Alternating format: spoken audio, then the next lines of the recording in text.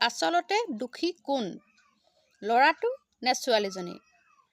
ওচৰতে আমাৰ এটা ঘটনা ঘটি গ'ল। অতি কম বয়সতে এটা ল'ৰা আৰু এজনী ছোৱালী বিয়া পতা নিচিনাকৈ ভুল এটা সিদ্ধান্ত লৈ পেলাইছিল।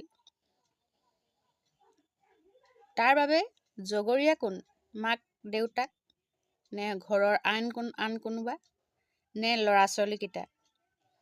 আচলতে ভুল কাৰ? ভুল সিদ্ধান্ত কি কাৰণে লৈছে সিহঁতি?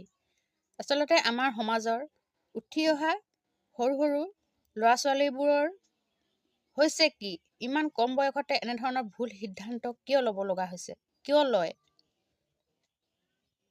কি কাৰণে এনেকুৱা ধৰণৰ ঘটনাবোৰ আমাৰ সমাজত প্ৰায় চলি থকা দেখি পাইছোঁ?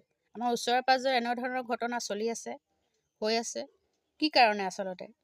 আমি মাক দেউতাকক আমি বাৰু মাক দেউতাকবোৰে বাৰু ল'ৰা ছোৱালীবোৰক ভালদৰে পৰিচালিত কৰিব পৰা নাই নেকি বাৰু?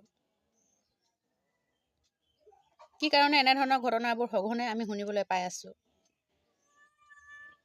কমেণ্ট কৰিবচোন আপোনালোকে।